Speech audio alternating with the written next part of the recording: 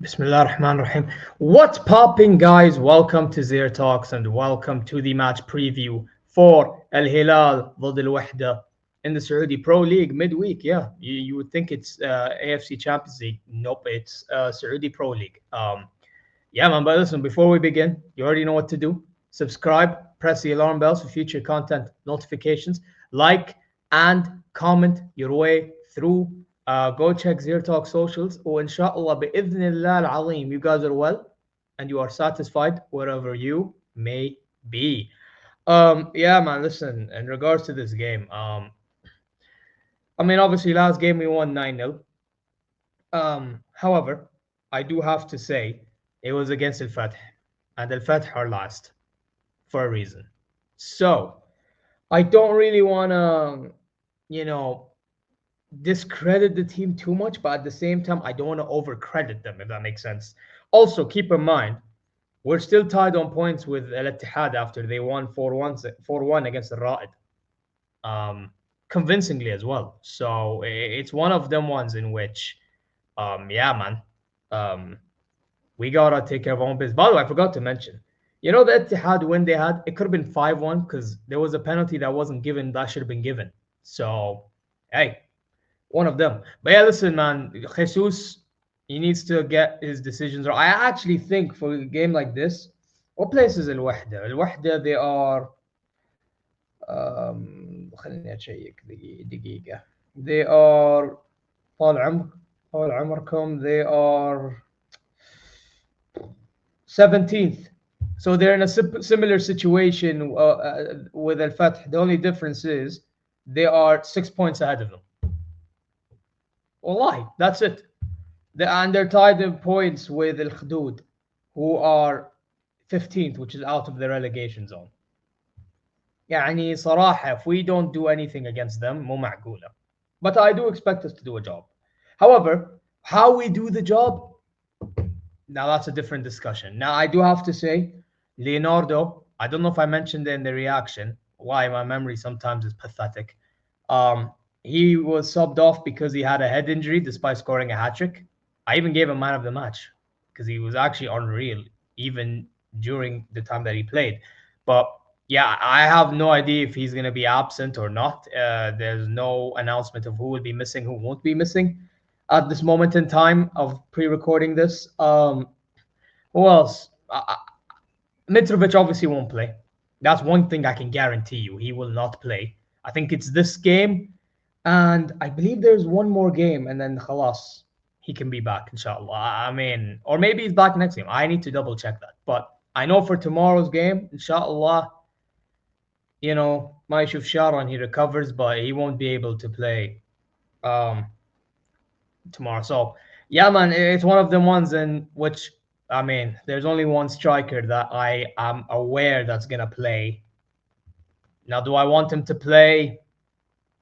I mean, to be honest, though, he did score in the 9-0. He scored the ninth goal. However, I need to get some confidence. However, I hope it's not one of them ones in which Hamdan, yeah, that guy, you know, the guy that missed so many chances against Al Ittihad. I hope that guy, you know, can find his finishing boots tomorrow because, wallahi, he's one of them guys that a lot of Al Hilal fans want to get rid of. I'm not even kidding. A lot of Al Hilal fans want to get rid of. I wouldn't mind getting rid. However, it's not the biggest of my worries. Weirdly enough, it's not my biggest problem right now. My biggest problem right now is getting rid of a Neymar, which, by the way, funny enough, with Neymar, um, there have been talks about him going to Santos for 6 months or even more. Whether it's on loan, permanent, God knows what will happen. But there is talks about that since Neymar is not registered for the league anymore. And by the way, I don't even know why I mentioned in the stream that I did of Al Hilal that King's Cup, we're already knocked out of the King's Cup, so it's just Champions League really. And is he really gonna play there? But the chances are he's gonna come back and get injured again. So if he goes, I'm happy, bro. I'm not gonna lie. And plus, he can care less about whatever team he plays for in that team, not my team. Put it that way. But enough talk about Neymar. Let's talk about the players that actually you are playing. Listen, Jesus needs to rest a few players. He needs to give certain players opportunities, and we need to take care of business while doing so. So let me show you guys the lineup. Um, Yes. Now I do have to say, yeah, Timbuktu's in my starting 11 as always. But here's the thing: there was rumors of him going to Deportivo and going to Rayo Vallecano. At least that was the reports over here. I don't know about Spain. I only know Saudi rumors. However, I will say this. Um, Regardless, I think we need to give him a chance. We need to give him more of a reason to want to stay here. Because I'm sorry, I know Blay starts, and I know we won last game. I know he scored the goal in the Aruba game, blah blah blah. But we saw what happened in the Al Ittihad game. We've seen what happened in big games this season. We've seen what happened against Al Ain. Hell, we even seen what happened in the Cas Al Khalij, which by the way I said Gulf Cup for Saudi national team. I'm sorry, man. Blay, his time is up. He can renew his contract all he wants. But I'm telling you now, that does not mean he should be starting. He needs to start accepting being a bench player. معليش, I'm sorry. Bro, it got to a stage, yeah, and you know who you are, bro. One of my friends was defending this guy all season, and then we lose to Al Ittihad, and he's like, you know what? I defended this fucker for nothing. Bro, seriously. It got to that point, bro. It genuinely got to that point. You know what I mean? Like, you can't defend the indefensible anymore. You just can't, bro. And this is why Timbuktu has to start. معليش. He has to start. No if, buts, or maybes, or word to Lewis if you watch this. Non-negotiable. Non-negotiable, bro. Jesus needs to wake the fuck up, and he needs to understand that, I'm sorry, Blay's time is up. Timbuktu's time is now. That's what it is. Anyway, I would give Mut'ab al-Harbi a chance. First of all, because, I mean, he's good enough to have a chance. Secondly, Lodi needs to rest, man. I feel like Lodi, he got hurt against what you call it, Al Aruba, and then he he played last game. He even scored last game and the game before, by the way, weirdly enough. But it's just, I think we need to start rotating certain players in the team. Also, why did I put two Neveses in here? What the I need to change this quickly. Oh my days. Man moving as fraudulent as what's his name? Man moving as fraudulent as Jesus right now, man. There you go.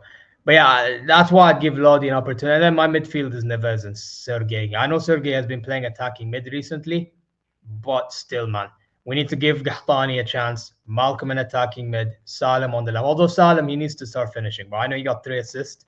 Yani Mabruk, okay? But like at the same time, man, the chances he gets, he needs to finish. You get me? It got to a point in which when Lodi scored, I'm like, Lodi's teaching you how to finish? Like, seriously? You get me? Like, he needs to. This is my problem with Salim. Salim's one of them players. Like, he's so good, yeah? But at times he'll make dumb decisions and it's going to cost him. Bro, this is why I can't put him as the best Saudi player to ever play in history. I just can't. I don't think any Saudi players today deserve that right, bro. There's too many players that deserve it, man. I'm talking about the Thinayans. I'm talking about the Awairans. Bro, Awairans not even the best, but you get my point. Like he was so good for Saudi back then, bro. He was the guy that made that run for that memorable goal in the World Cup in '94. Also Mohamed Noor, etc. Like, come on now, man. We're not doing this. There's also Jabber, striker. Like, come on now. You get what I'm saying? Although Jabber was not as technically sound as Salim, but my point is he's done more to be in the conversations of greatest Saudi players in their role. You get me? For what they do. So, or I should say most accomplished, but yeah, whatever. You get my point. Al Hamdan striker, just because Leonardo, I don't know if he's gonna be fit to play. And I know Mitrovic won't be fit, so by default, Hamdan will play. But Hamdan, he needs to get his finishing boots sorted, man. I'm telling you, bro. He needs to get his finishing boots sorted.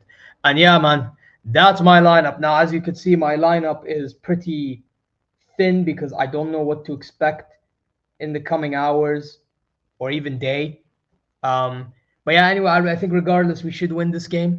But I do think it's not going to be as convincing as the last one. I'm going to say we win 3. I do think they score 1. By the way, Al Wehda have some players, you know. I know they have Igalo. That's one thing I can guarantee you. They have Igalo, Who else do they have? They have actually I could have just checked from here. Wallahi, could be asad. They have Goodwin, uh, Juinho Bakuna, and El Yamiq, the Moroccan centre back. So they have some players, man. They have some players. It's just one of them ones in which are they really gonna do anything because they haven't been doing good this season. Yeah, so that's my thoughts. 3-1. I do think they will get a goal though. Because something tells me that Blahy will still play somehow, and he'll somehow still make a dumb mistake. So, yeah, 3-1. Let me know what your thoughts are, though, in the comment section down below, and I'm going to end it here. You already know what to do. Subscribe and press the alarm bells for future content notifications. Like and comment your way. Go check ZeerTalk socials, and hopefully, inshallah, bi'idhnillah al-azim, you are okay and satisfied wherever you may be. Now, I'm going to bounce. Shufkum ala khair. See you later.